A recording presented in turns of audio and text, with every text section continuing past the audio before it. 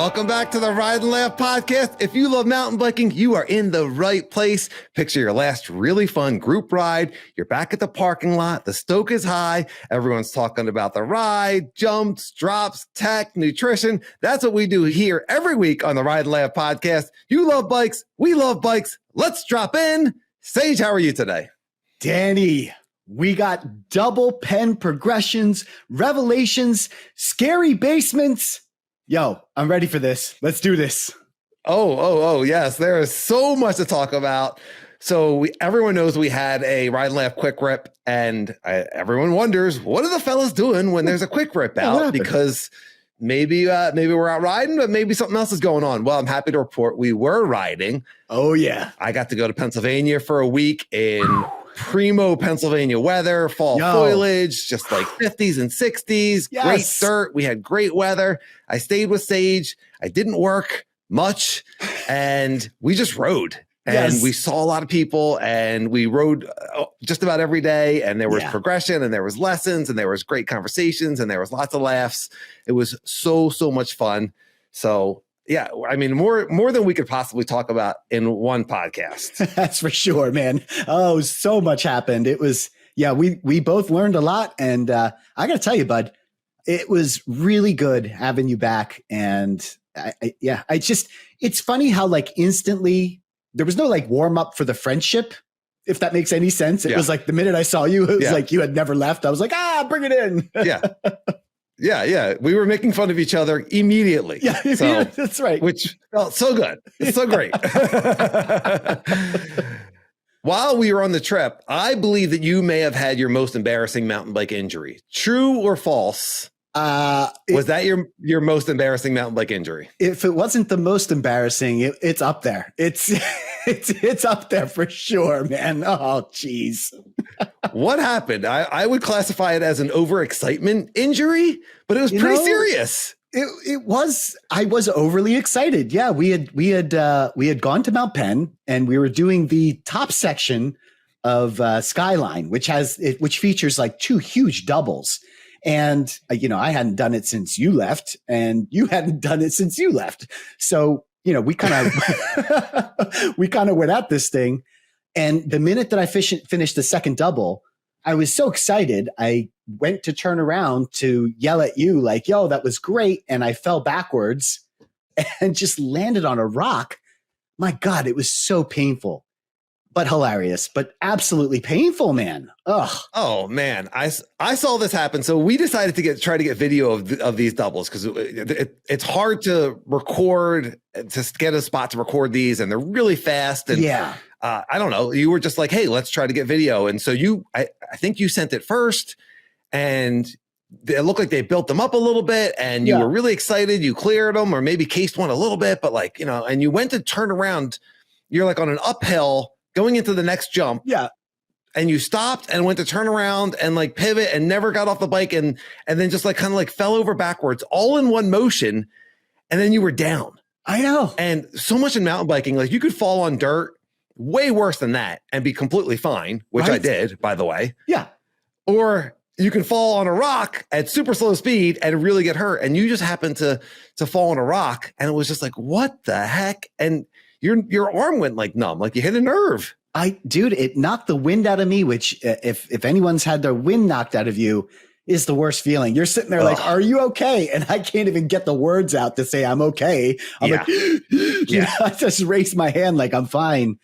But yeah, I never fall on anything cool. Like that's usually my falls. It's usually like doing absolutely nothing and bam, they're always the worst, because like you said, like it's that slow speed fall. you know it's happening. Like, you're not ready for it. You're not ready for it at all. Like your falls are like completely random out of nowhere. When you fell at Hawes, like you decided not to do a feature and you rode around the feature and then you like slid out, you fell and got all scratched up. At Mountain Creek, you got all scratched up because you fell on the pavement. So you're never ready.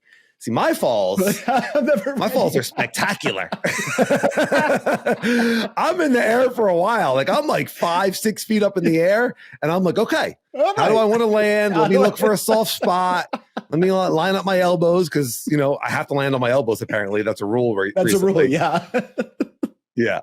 I would say my most embarrassing fall, and correct me if I'm wrong, but I was thinking about this. I was like, I want to ask Sage what his most embarrassing fall is.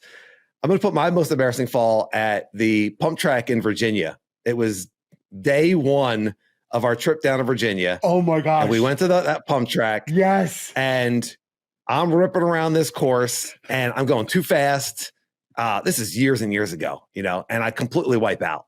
Yeah. And there was kids there with their mom.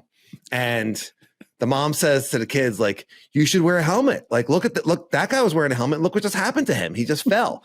And we all heard it. And the kid looks at his mom and he's like, yeah, but mom, that guy was going way too fast. You know, like that guy was way over his head. That guy was being a big dummy. You know, like don't compare me to this guy. We joked about that for the rest of the week, but I was seriously hurt. Yeah, you were. Typical Danny fall. Yeah. Yeah, that was, what was that? Chambersburg, right? Something like that. It was like the Chambersburg pump track, jump park, something like that. Oh man, that place was awesome. Think so. It was a cool place. Yeah, it really was. It was a cool place. Yeah, kid. All right, listeners, let us know your, if you have a good embarrassing fall story, Ride and Laugh 1 at Gmail or in the YouTube comments. And why does that happen? I guess we stop paying attention or we just lose focus, right? Yeah. I think you're exactly right. I'm not prepared. I'm completely turned off at that point. You know, I just, what are you going to do? I can't be turned on all the time, man. That sounds terrible. Yeah. Sounds like you might want to contact the doctor if that persists for longer than 48 hours. I think you're supposed to call a doctor. I can't turn it off. Yeah. People are going to want to do more mountain biking now. That sounds exciting. Yeah. What other sports do you randomly fall? I mean, what other sports have if you stop paying attention, can you just like randomly really get hurt like that? Roller skating, ice skating. Yeah. That's true. Yeah, you could catch a skate or that's for sure. Yeah, snowboarding and skiing, all those things where you could catch an edge. Yeah, and you're going at speed. Yeah, well, good call. There's lots of other sports where we can get hurt. Yeah, I mean, roller skating, I'd imagine, is going to hurt really bad. That's a hard surface. Ooh, yeah. And I've gone roller skating with my daughter. My daughter went through a roller skating phase. She was awesome. Yeah. And I would go with her just to keep her company, but I would roller skate and I did go down. Like, you think I'm lanky now? Put some skates on me. Oh, yes. And now you. How do we make this guy lankier? Put him on roller skates. Let's see what happens then. Yeah. Stilts. I'll tell you what happens. Yeah. Stilts. Yeah. With wheels on the bottom. Oh my God. I was asking for it. So, that hurt. Going down on the roller skates definitely hurt, but you're never, I don't know that you're ever going quite as fast as you are on a bike. And if you're skiing, I mean, ice skating, I'm sure that could hurt pretty good. You can go pretty fast on ice skating. I mean, you go fast on roller skates. And I saw girls at the pump track on roller skates, like riding in and out of the pump track. It was amazing. It was incredible. Yeah. And, so I guess there's levels to everything. All right. Cool stuff. Good start. Yeah. Yeah. Glad I told that roller skating story. Now I got to dig out that video of me looking like a big dummy on roller skates. That's right. Good move. Yes. I need to write down a list of things I'm not supposed to talk about. I should have a post-it up here that was like, Dan, don't tell the roller skating story. Yeah. He's going to want video of this. Oh boy. Well, everyone, we're authentic. When the roller skating story comes out, you're like, oh, these guys are telling the truth. These guys are, that dude cannot, that dude cannot look good on roller skates. I can't believe he just told that story. All right. Boy. Well, before we get into talking about our rides and the lessons that we learned and the tips that we learned and the technique that we learned, and the gratitude that we have for everything, because there is so much, and it'll have to come out over several podcasts, I think. But we have such awesome comments from our listeners. Ride and Laugh 1 at Gmail and the YouTube comments, anything that we're talking about. If you want to put in your 2 cents, it helps the algorithm. Make sure you're leaving a 5-star review while you're at it. Give us a thumbs up, share with your friends. But so many good comments. And so we're talking about episode 21 of season 2. Yeah. More grip, less slip. Mountain bike traction masterclass, braking, body position, and flow.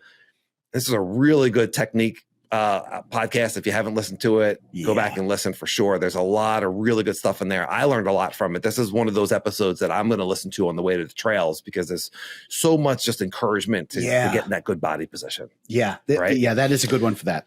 So we were talking a lot about the slab technique, and we rode some slabs in Pennsylvania, Sage especially, but both of us did really well, and that was really cool.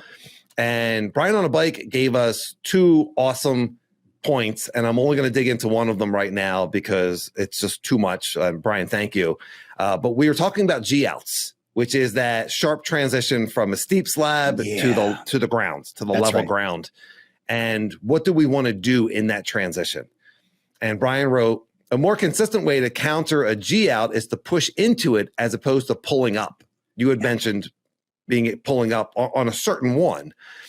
And Brian says, if you're centered and in proper riding position with arms bent and you push the front wheel into the G-out, it actually smooths out the transition, especially if it's a techie or chunky spot.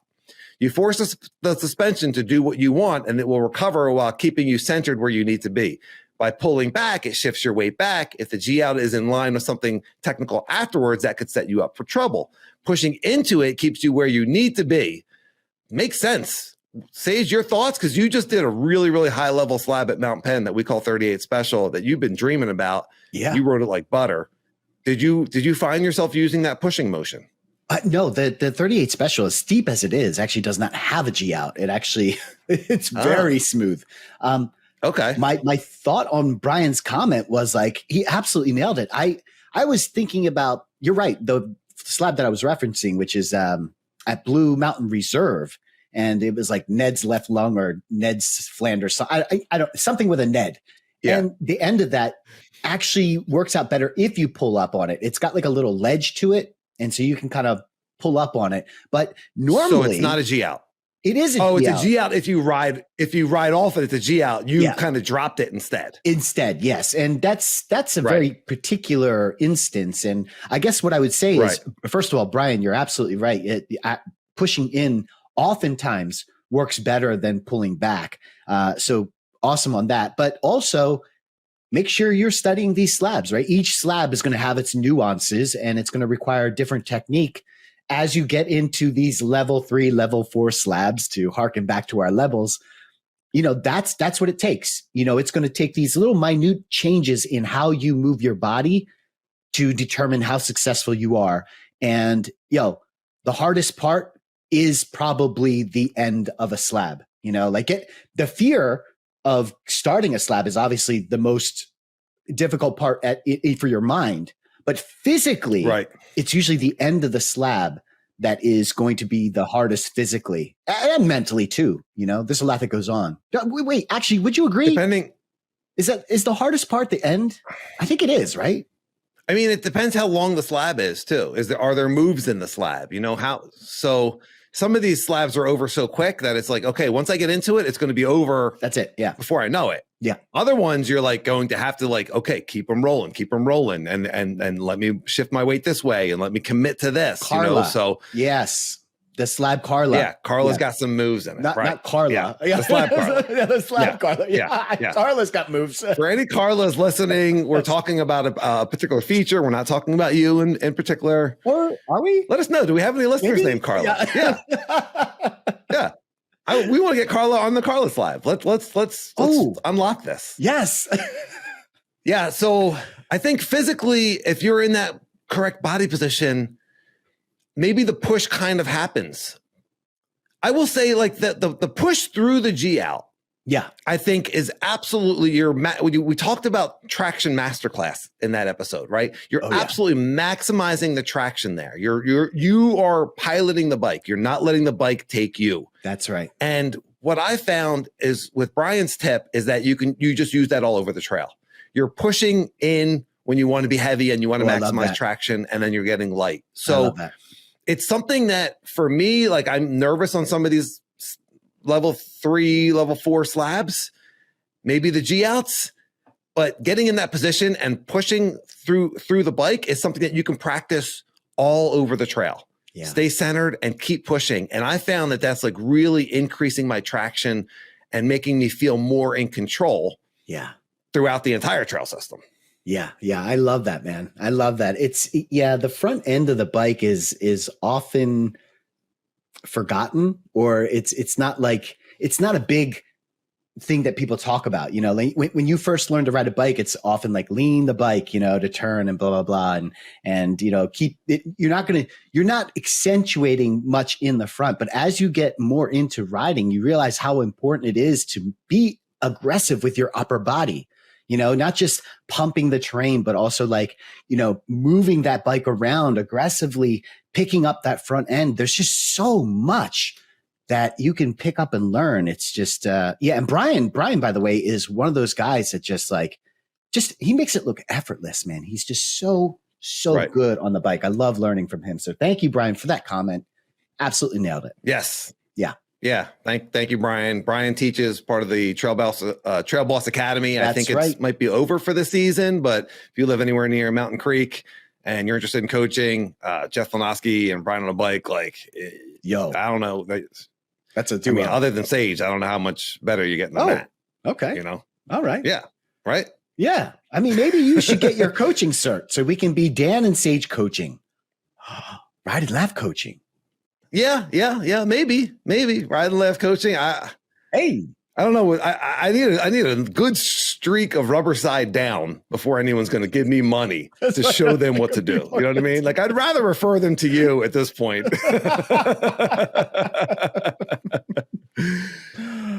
So we rode a really, really technical line at Mount Penn, what we call stunt double. Yeah. And we rode it several times. The beginning is probably the hardest part. It's got a really steep step down that you have to roll into, because right after that, you go into a chute. And then right after that, you do a drop. And then right after that, you do a rock over. It's all very steep. It's all very quick. Yeah.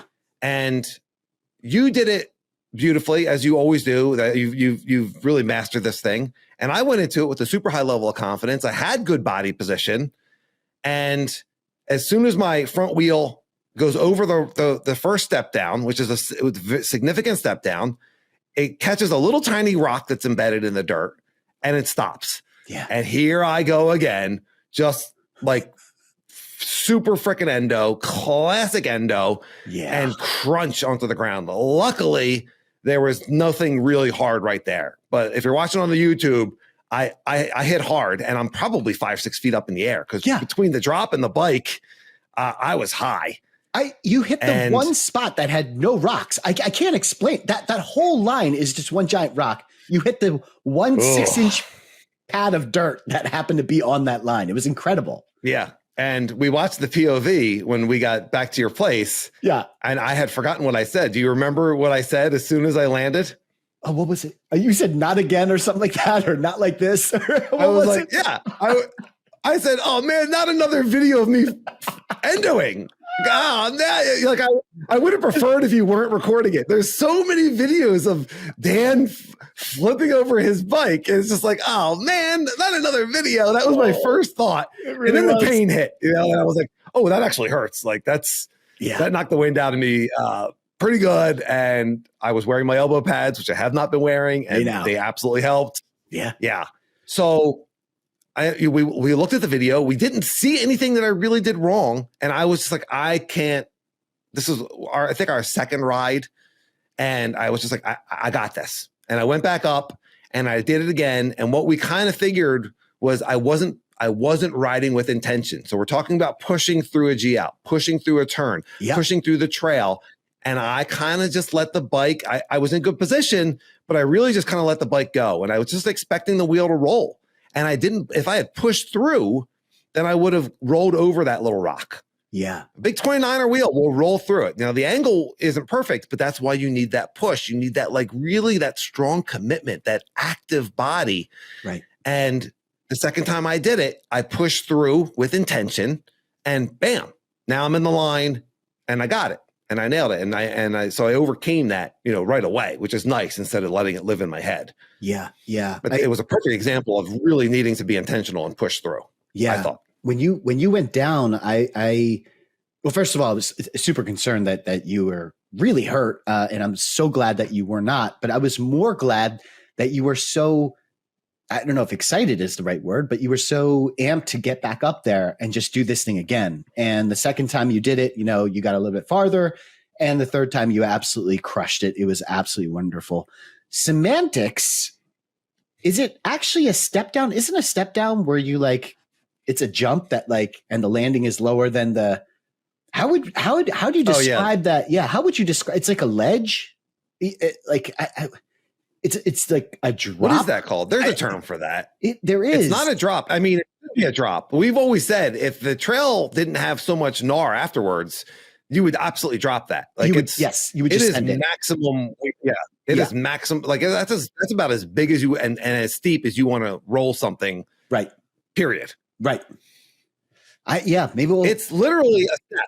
It's literally a big giant step. So it's easy to say step down, but in mountain biking, a step down jump is a jump that starts higher and ends lower. Right.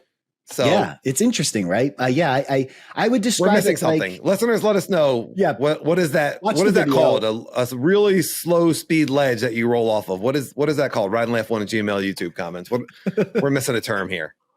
Or we get to create a new term. Hey. Put it in the Ride Laugh dictionary. That's Remember right. that? That's right. Mm-hmm. Yes. That thing's getting filled up. I love it. But yes, the hard thing about like you said, if there was nothing after that, you would hit that like a drop and just send it into the abyss. It wouldn't matter.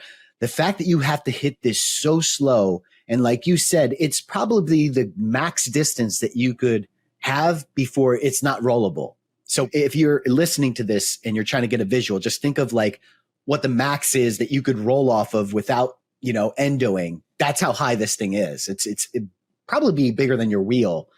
And you have to nail it perfectly. Your braking has to be on point. You have to be intentional with it because the shoot afterwards is really hard to get into. It's so steep that if you're offline even just a little bit, you will miss the line and then that's it.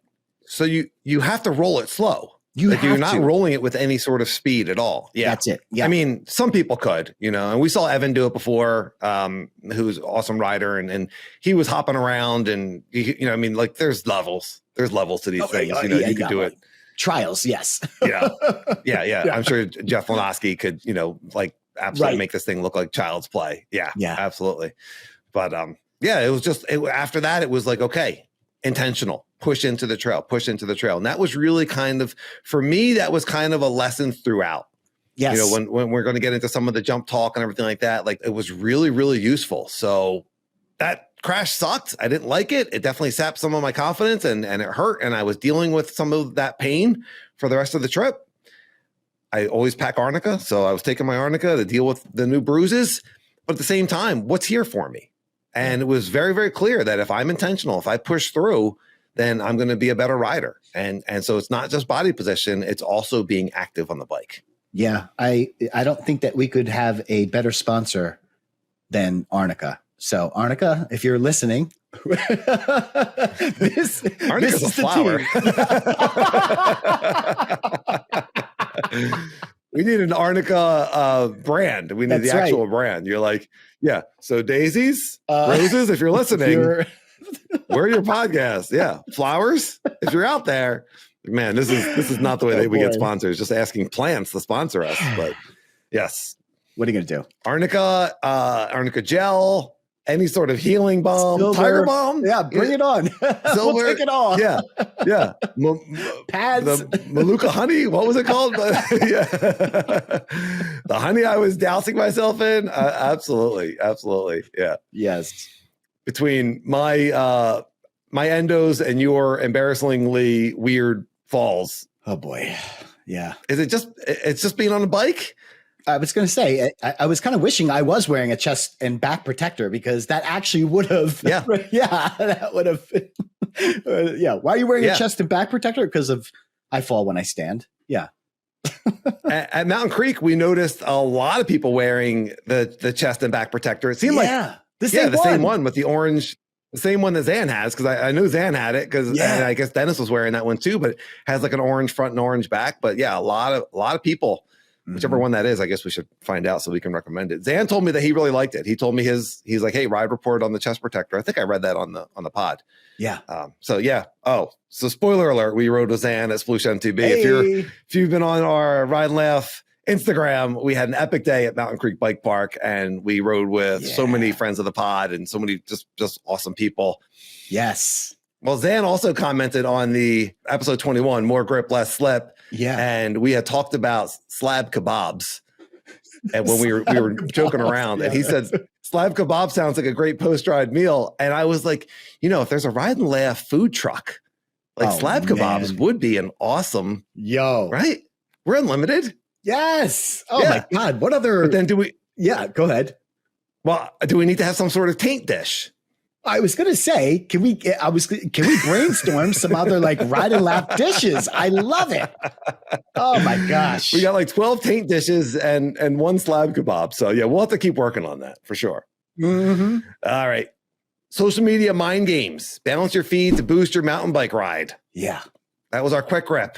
And a lot of really good comments. Ride and Laugh 1 at Gmail, YouTube comments. You can go back and check all these out and watch the YouTube to the end and give us a thumbs up. All that great stuff. We appreciate everybody. Yep. Johnny from Mountain Bike Q&A said he loves social media, sharing the stoke and meeting friends. That's how he met us. Oh yeah. And he's really good at social media too. I'm jealous of like how he's able to create these reels. He's just naturally funny. I mean, he just knocks it out the park. So yeah, kudos to Johnny. Yep. Yeah. I wonder how much time he spends on coming up with that, or if that's like, that's just his personality in the moment. I bet you it's the latter. Yeah, I think so, man. He's gifted like that. That's what he does for a living. He interviews people and you have to be quite witty. You're quite witty too, though. I mean, you're a pretty witty person. If you learned how to do Instagram, you would be a dangerous weapon. Oh man. Just wait. Our Ride and Laugh Instagram is going to be awesome. I'm coming for your numbers, Johnny. I'm coming for it. Oh, yeah. No, there's abundance for everybody. Everybody. Hey. We can. What am I talking about? That's right. Yeah. We're going to raise each other Everybody up. thrives. Yes. That's right. That's right. Mm-hmm. Yes. And we do. And we want to. If you haven't checked out Mountain Bike Q&A, check it out. He live streams. It's mostly on Wednesdays, but if you subscribe, you can get notifications of the guest that he's going to have on. So you can check it out. You can ask questions while he's doing it. Nathan from Ride Reactive was on it recently. Absolutely check out that episode. Nathan makes great, awesome gear, but you can hear the story behind it and lots of good mountain bike talk. So, and it's also a podcast. So check it out. Denny Giannetti, who awesome YouTuber and friend of the show. And we also saw Dennis at Mountain Creek, but he commented on the social media episode as well.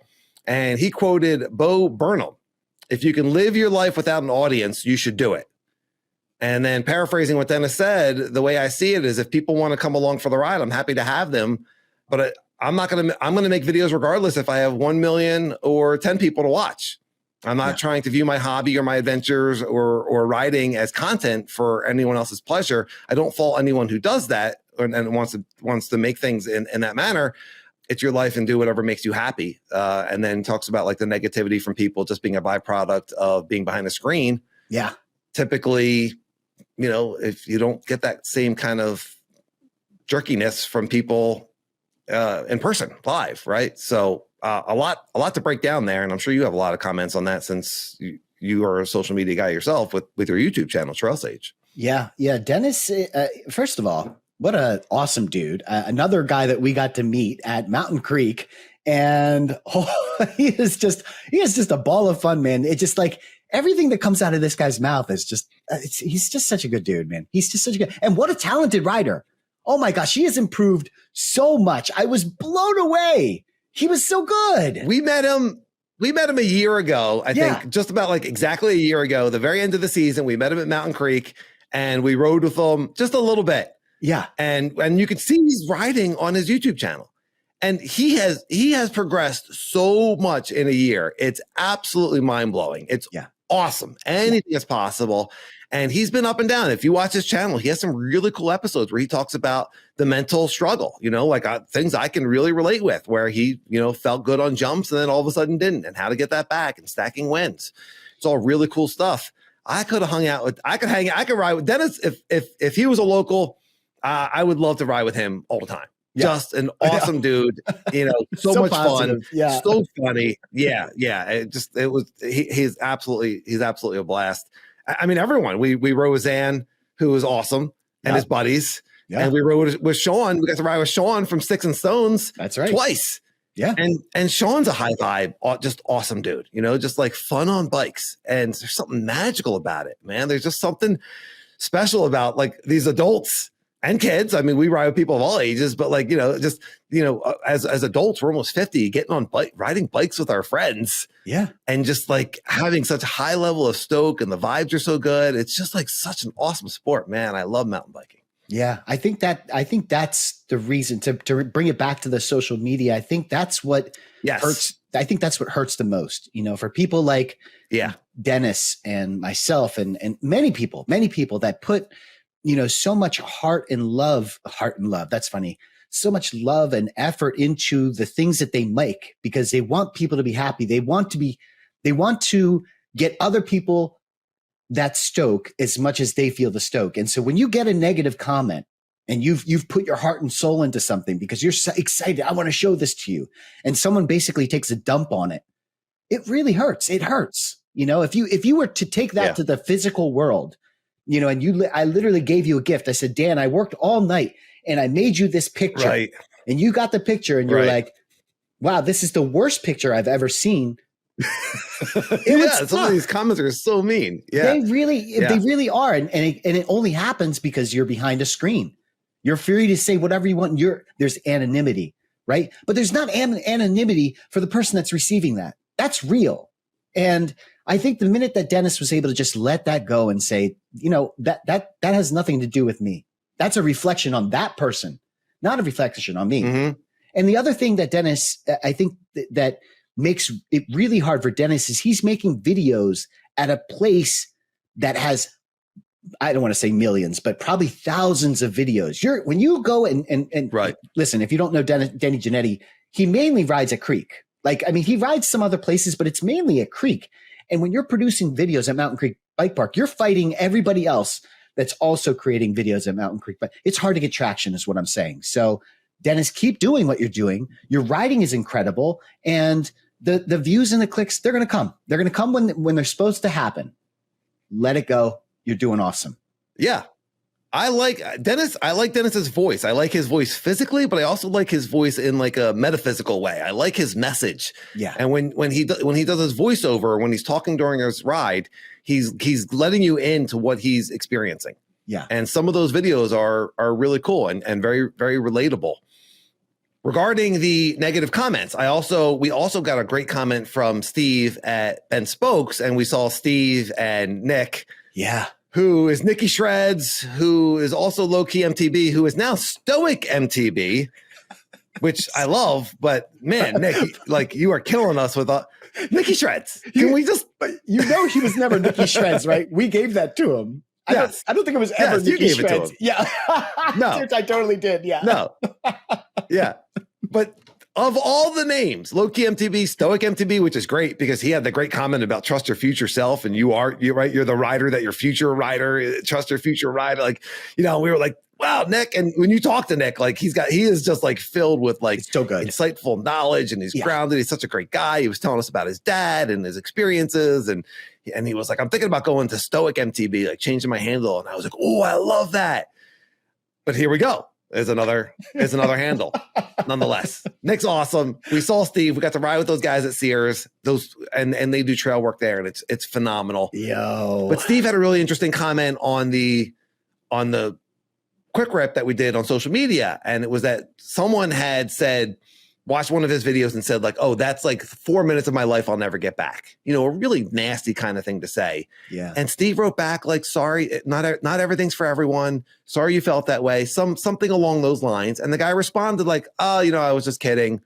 He disarmed him with kindness. Yeah. Yeah. It's probably one of the best weapons that you can utilize, and I use that in real life too. If someone's coming at me in an aggressive manner, I listen, how many trail Karens, or what's the opposite of a trail Karen for like a dude? What would be a trail A trail Tim? Like what? Oh, I thought you meant the opposite of a trail Karen would be like a trail angel. So you mean like the male version of a trail version? Yes. What would that be? What's the male version of a Karen? Is there a male Karen? Yeah. Trail Eric? I don't like who? I don't know. Oh, yeah. Oh, poor Eric. Poor Eric. Yeah. Why did I just pick that name out? Yeah. Anyway, I feel bad for actual Karens. I know.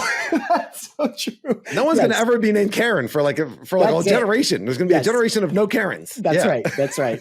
But yeah, we've run into trail Karens, and instead of like getting angry back, I'll just hit them with kindness. Oh, I'm so sorry. I didn't know. Are you okay? And suddenly they're like, oh, and you just, it's probably the best defense that you can play.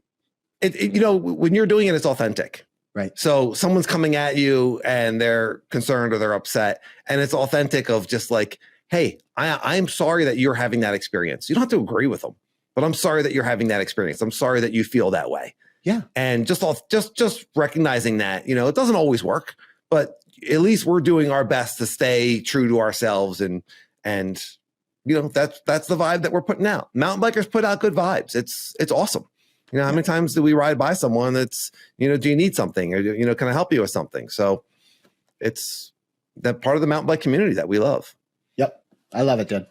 I thought we would get a little bit more into the details of pushing through the bike. We talked about pushing through the bike on G outs. We talked about practicing pushing through the bike on smaller features. So when we get to bigger features, we're ready to push through the bike. And I really noticed this on jumps. Our first day, we made a trip out to the local, which is in Quarryville, Pennsylvania. And that's the pedal up.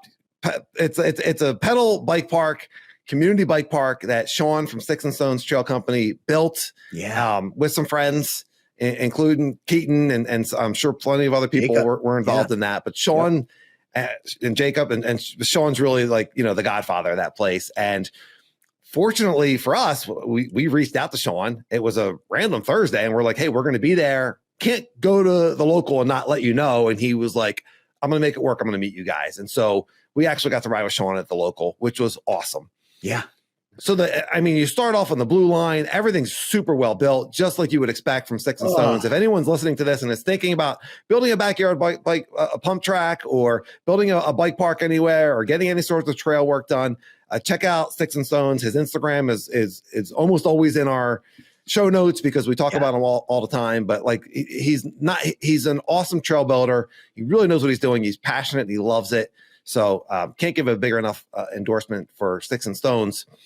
So the intermediate line, we warm up. The jumps are awesome. And then we go over to the expert line, and it starts off with a wooden booter that sends you kind of like nowhere, deep. Yeah. And you're going pretty fast into it. And I'm hitting this thing, and I'm over rotating. It's clear, even Sean's watching. He's like, oh, Danny, whoa. You know what I mean? Like, what am I doing wrong? So tip that we mention all the time, get the camera out. And I knew you guys wouldn't even need the camera. I was like, Sage, can you just look at me? Like, what am I doing? Well, sure enough, you got the camera out, and I am absorbing this jump. I am out of fear. I don't want to go too high. And so my body is just absorbing this jump, and it was leaving my back wheel on the ramp too long, right? Yeah. It was crazy. It was a move that you didn't even realize that you were doing. And because you didn't realize you were doing it, it made it that much more harder to combat it. Because when you get to a point where your body is just instinctively doing something, it's hard to break that. It's hard to do the opposite of that. And I got to tell you, I mean, you struggled heavily with that, especially at the local, but you stuck with it, man. You stuck with it, and you kept getting better and better and better at it. I was so happy for you that you were able to kind of, number one, take the, is that criticism? That's not even criticism. It's just take that feedback and immediately try and apply it.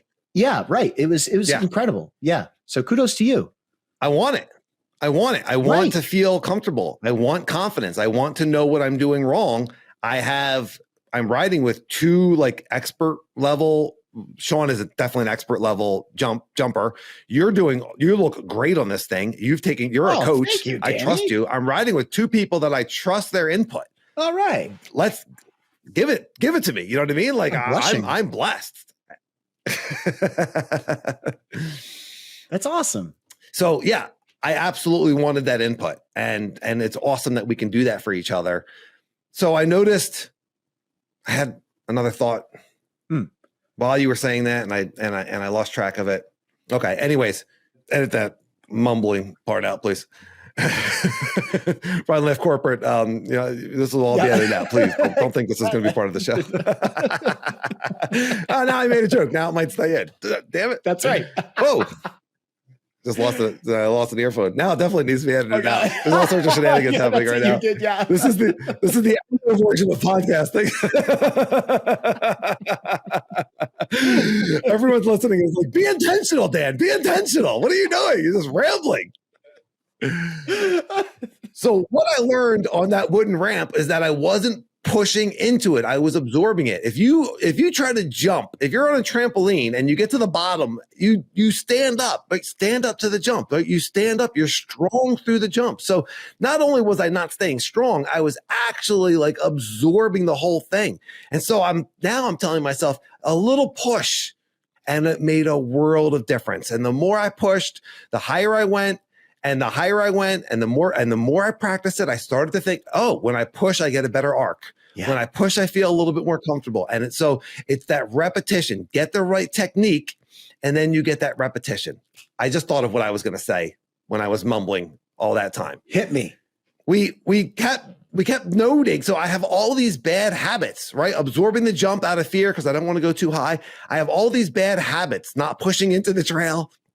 And you and I, throughout the week, we kept meeting people and we've met other people that tell us this all the time, that have been riding for 3, 4, 5 years, 2 years, who are unbelievably good. Oh my gosh. And yes. I kept thinking, I think that because we've ridden for so long, because we've been mountain biking for so long and on so many different types of bikes and so many older bikes, we've developed all these bad habits that when you have newer riders coming into the new geometry, the new bikes with dropper posts on a well-built trail, they're not having to like combat these bad habits.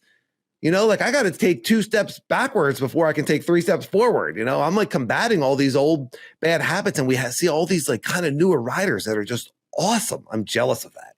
Yeah. I mean, you have a double thing to kind of work over. Not only has it become a bad habit, but you're also someone that it takes a while to make it a habit, you know, like to build that habit. So to have to, so it's like a double whammy for you, which is really difficult, but you know what? Like you're doing it. And yeah, exactly. And if you just go back 1 year, 2 years, and you look at yourself now, it's amazing, right? And the fact that we have this podcast and we get to learn from people like Brian, from people like Nick and Sean, all these people that we meet along the way. And there's a million names. I can't name them all.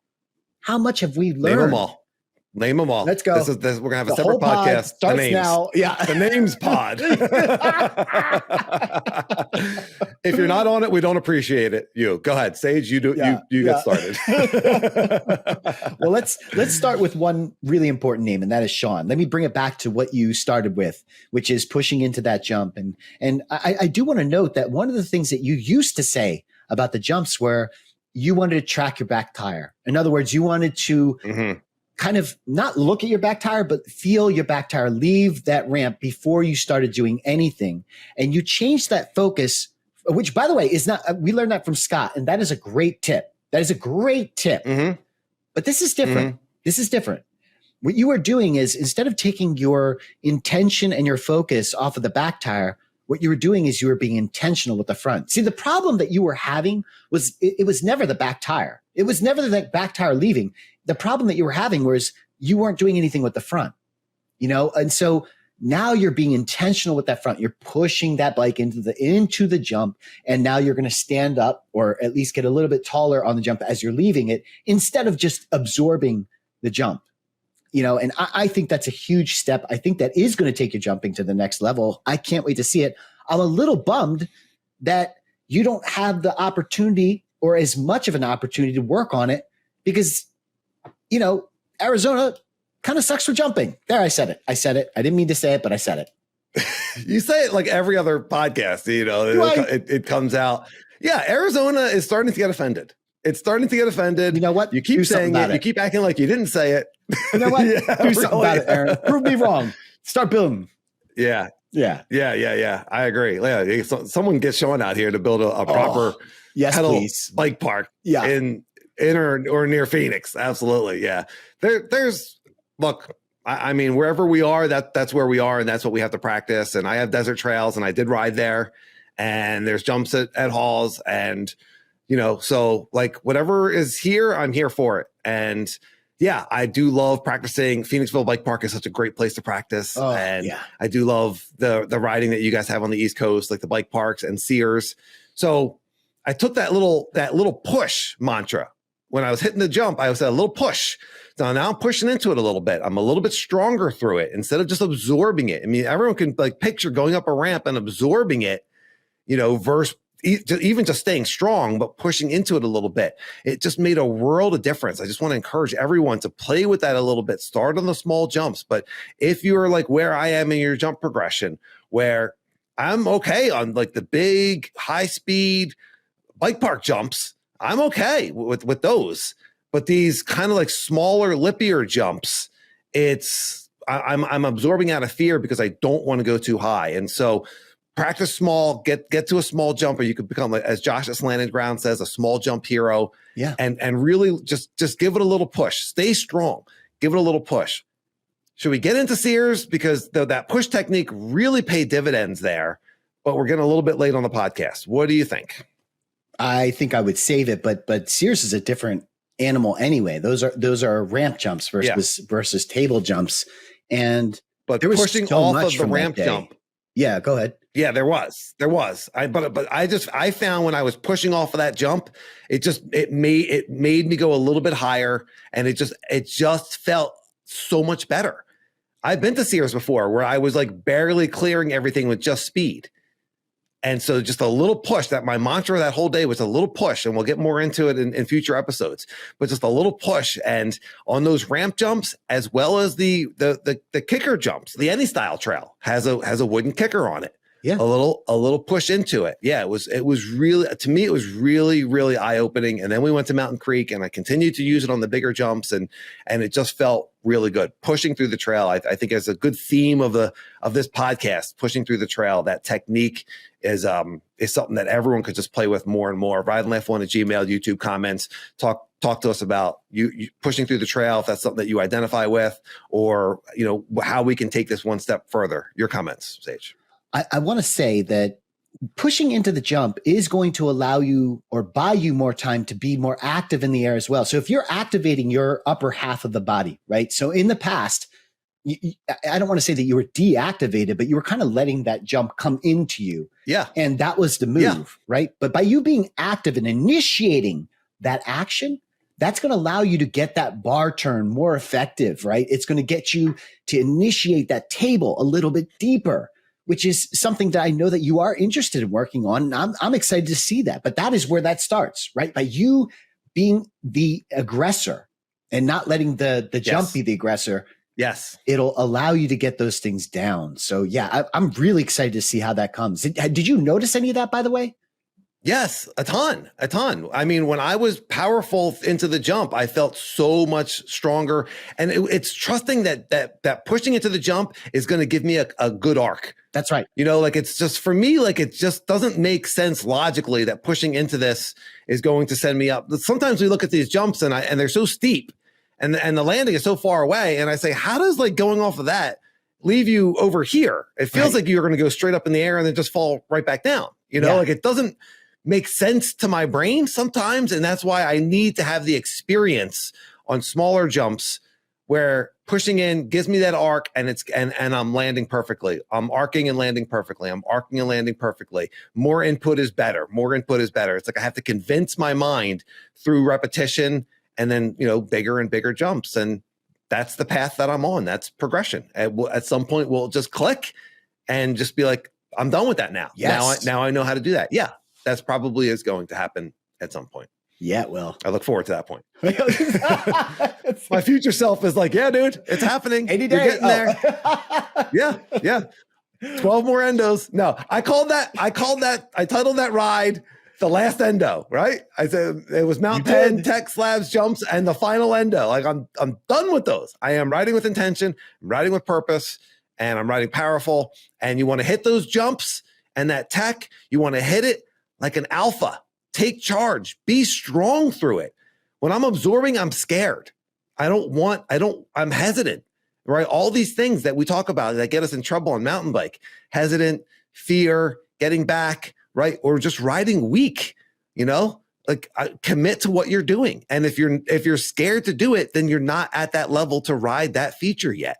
Go back and do the intermediate, go back and do the beginner, go back and find a smaller kicker, something that you're comfortable with, and start refining it. Yeah. I think, we talk about it on this pod all the time, but that's the key, right? It's not just confident. It's like, you have to have the skill to do it. Don't just go into something and be like, I'm confident, and you've never done this before or anything remotely like this. I don't want anybody getting hurt. Yeah. I've gone in with more confidence than skill. Sure. I've gone in with more confidence than skill before. I think the skill's in there, but sometimes for me, it's quieting the mind and letting the skill, right. letting the bike, letting my skill take over instead of like thinking. Right. So the skill's in there, but I've gone to features where I'm confident that I know that I can do it, but am I in the right headspace at that moment? There's a lot of different things there. So sorry to interrupt. No. I was just going to say, start small. Like you were saying, small drum P-row, right? It's in tech, same thing. Start small, skinnies, start lower to the ground, all of this stuff, right? And you just slowly build that up. And I realize that probably sounds very obvious, but it's just important to throw it back out there. So repetition, including verbal repetition. Yeah. Yep. Yeah. Ride Laugh 1 at Gmail and YouTube comments, anything that we're talking about today, any technique, anything that you would like us to dive more into or get more specific about, or just share your stories. We love hearing from everybody, or just let us know that you're enjoying the pod, and that's good for the algorithm as well. So we appreciate it, man. And that get everyone, like, try getting active on your bike. See what happens. See how that benefits you. That push, that aggressiveness. Yeah, I love it, man. I love it. All right. Great opportunity to get into our gratitudes. There's more gratitudes from this trip than we could ever possibly express. And just being in Pennsylvania, just the way everything came together, and my wife even just saying, like, Dan, go. That's got to be like the biggest gratitude that this just even happened. Yeah. But I have more specific mountain bike gratitude. I want to hear about yours. Yeah. I think anyone that was listening to this pod would probably assume that both of our gratitudes would be exactly what we're talking about, that we got together. But no, this whole pod was one giant gratitude. And I'm going to pick a very specific instance from that trip that we haven't talked about yet. And that is, on our ride home from Mountain Creek, I got pulled over in one of those small town speed traps. And the officer came over, and I pulled a Steve, and I killed him with kindness. And I got off without getting a ticket. I played dumb, and it was fantastic. Everyone, this was, talk about things happening for us. This was such a crazy experience. Talk about, speaking something into existence, believing in yourself. The lights come on, we get pulled over, the officer's coming up to the window, and Sage looks at me, and I'm just like, sorry, dude. That you sucks. Your hands up. And Sage looks at me, and he says, I'm the kind of guy who doesn't get a ticket. I'm not getting a ticket. Watch. Bam. And the guy rolls down the window, and he was super cool. And Sage, you were super authentic. Yeah. And you were kind, and you were high vibe. And look, we just spent a whole day in your town spending money, riding bikes. And it was really, really incredible. And it gave me so much to tease you about on the ride home that I was like, it was totally worth it. This is totally worth it. I can't even go into the jokes that we were making because they were so incredibly inappropriate. They're going through my mind right now, and I'm laughing about them. And if you know me, I'll tell you in person. Maybe we got to fire up that Patreon so we can, That's right. have our blue episode. But That's right. My gosh, yes.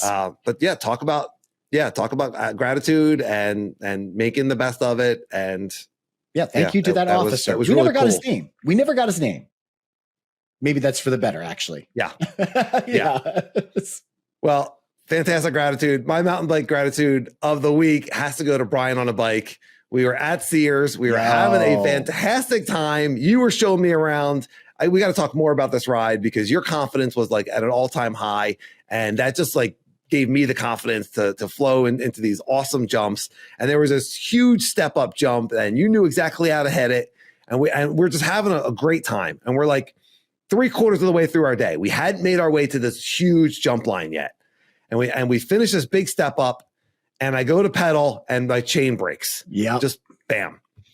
Now, anyone that rides with me in Arizona knows in my pack, I always carry power links. I got power links for everybody. I've got a power link for Jeff. I got a power link for AJ. Like, I'm good to go. I didn't have my pack. You said we don't need the packs at this place. I didn't have my pack. It wasn't even in the car. I had no power link. So we called Brian, who had just gotten there, and he was at a different part of the trail. And he said, I got a power link.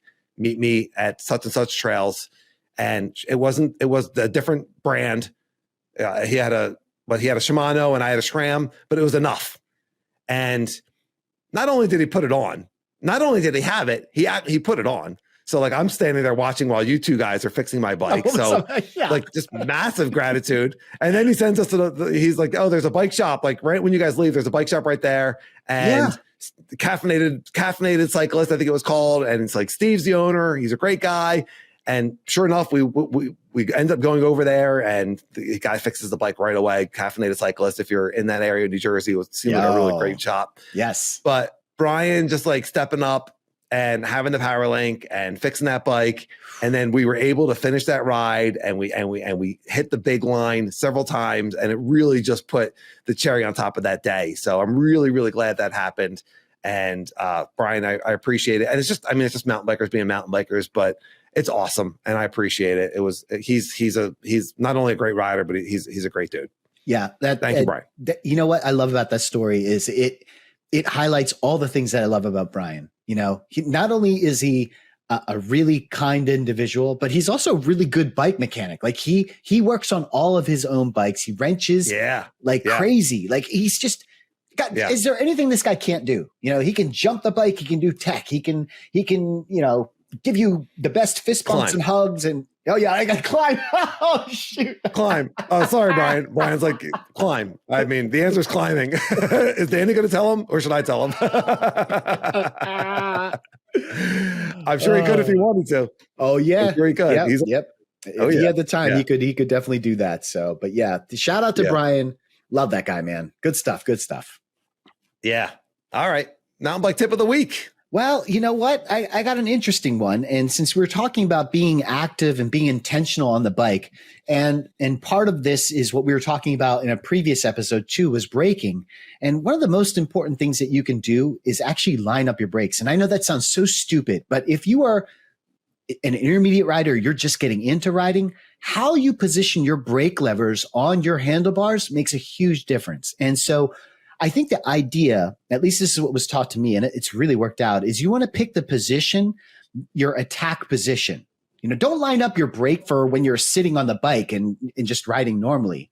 Get into your attack position, and then what you want to do. You're talking about where your levers, you're talking about where your brake levers are on your handlebars. Positioning. Yes, right. And so how do you line up that angle? And basically you want to get into your attack position, and your what's the top of your hand? The forehand, I guess. The forehand should line up with your brake levers, whatever that angle is. So you shouldn't have to bend your wrists like this to work the brakes, and you shouldn't have to bend your wrists upward it should just be right in line with your attack position. Oh, so your arm should, if you're holding your hand out, that's right. Your hand is strongest without bend in your wrist.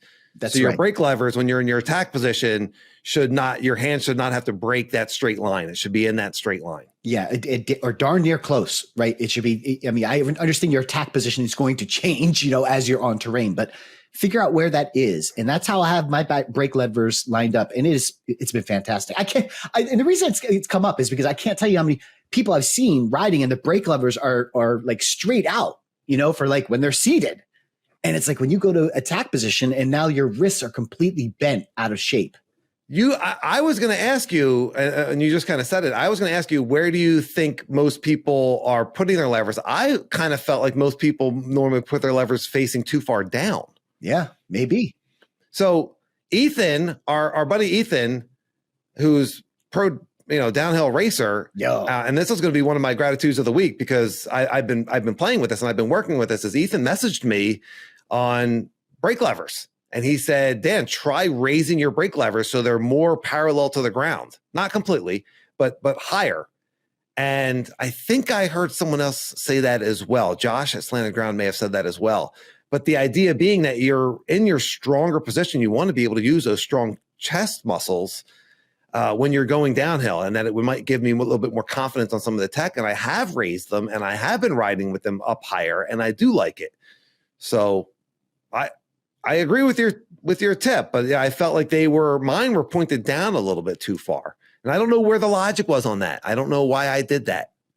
Interestingly, I think the bike that I keep in your basement in Pennsylvania that I'm able to ride when I visit you, did have the brake levers were higher. They were already higher. So maybe, it's a longer bike too. Yeah. So I think that's a great tip. Ride Laugh on it at Gmail and YouTube comments on the brake levers. Let us know what you think about that. If we're missing anything, and the physics of that, that's all really interesting. It's a really, really easy, small adjustment that could make a big difference. Yep. Yeah. Good stuff, man. All right. Yeah. Awesome. And we got so much more to talk about. If you're still listening, you are definitely one of us. We appreciate you. Please rate and subscribe on your podcast player. Set us to auto download. Hit the little alarm bell so that you know when the podcast comes out. And same thing on YouTube. Give us a thumbs up and watch to the end. Give us a comment. Tell your friends. Everyone have a fantastic week and a great week of riding. Ride Laugh. I'll see you, everyone.